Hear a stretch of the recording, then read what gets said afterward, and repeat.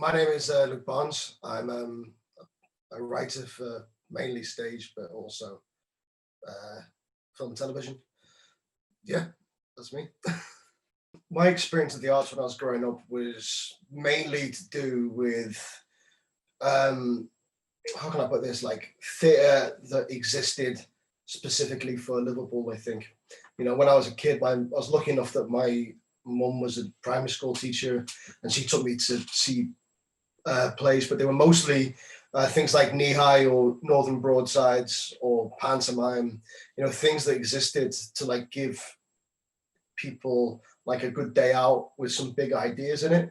I was never really exposed to that high concept stuff throughout my childhood at all. And then later on, when I was a teenager, I went to the National Youth Theatre, and again, my idea of theatre was like reinforced there into this like big spectacle, fun thing that exists for two things, like for a good day out for an audience and also for like the joy of making it. And then I went to drama school, and I had my ideas changed into like the same sort of thing really, but when I went to drama school, I think that like my idea changed. I sort of discovered like new writing, and obviously I was living in Oxford, but then I moved to London, and my ideas, theatre changed away from that sort of like big day out stuff to sort of like the slightly more innovative new writing thing. But then I realized that that was quite shallow, and actually a better service was probably what I was already experiencing.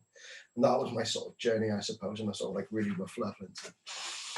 I love working on connections. It's one of my all-time favorite projects I've ever done, because I think like, you know, we talk, you know, I think theatre and art are at its worst when it becomes self-indulgent and sort of lacks purpose. And like inherently with connections, you have to become egoless and you have to become a servant to something bigger than you.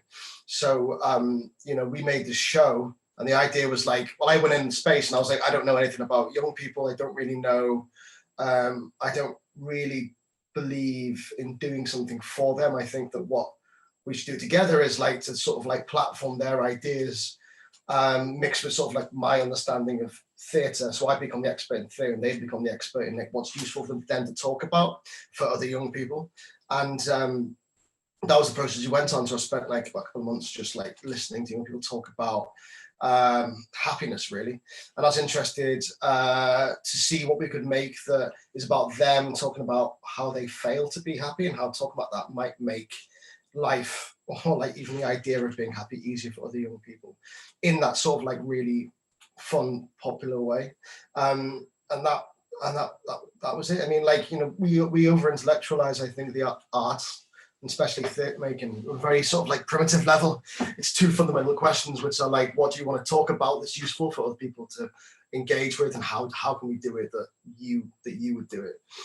I think the only advice I'd give to like young people trying to be a writer is like, forget about trying to be good and start thinking about like trying how to be you.